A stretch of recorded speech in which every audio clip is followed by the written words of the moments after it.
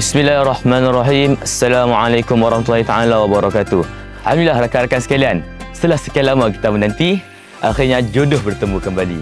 Akhirnya kita dah tiba dalam bulan Ramadan yang sangat lama kita nantikan selepas tahun penghulu segala bulan, Sayyidul Syahrul. Rakan-rakan sekalian, bila kita sebut pasal Ramadan, mesti kita akan ingat dua perkara, iaitu bersahur dan juga berbuka puasa. Dalam bersahur dan buka puasa rakan-rakan, ada sunnah-sunnah yang diajarkan oleh baginda Nabi Muhammad SAW. Contohnya ketika bersahur. Dalam sahur itu, Nabi sebut ada keberkatan.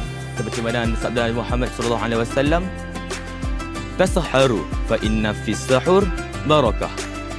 Bersegeralah untuk bersahur, wahai umat manusia, kerana sesungguhnya dalam sahur itu ada keberkatan. Hadis riwayat Bukhari.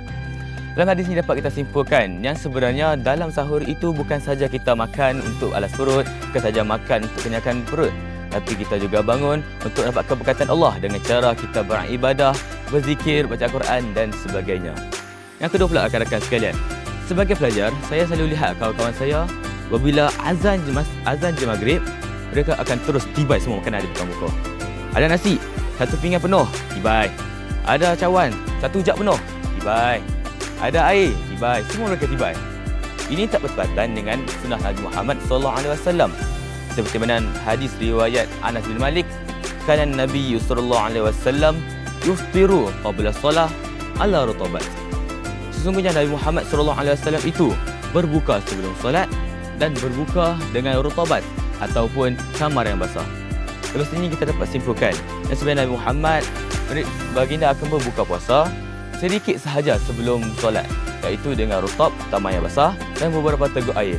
Terusnya Nabi Muhammad akan bersolat dan selepas solat baru Nabi Muhammad akan menjamah makanan yang banyak.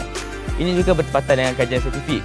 Apabila kita berpuasa selama 1 hari dan tiba-tiba terus kita sumbat semua makanan dalam perut, ia akan memberikan kesan jangka panjang dengan merosakkan usus kita. Jadi dengan ikut sunnah Nabi Muhammad SAW, bukan saja kita dapat keridhaan Allah SWT, tapi juga kita dapat menjaga kesihatan kita dalam jangka masa yang panjang. Itu sahaja daripada saya. Mutafi bihadzal qadri, hadza faqat minni. Saya Remy Mirza bin Muhammad Najmi. Semoga kita berjumpa di Pintu Araya nanti. Assalamualaikum.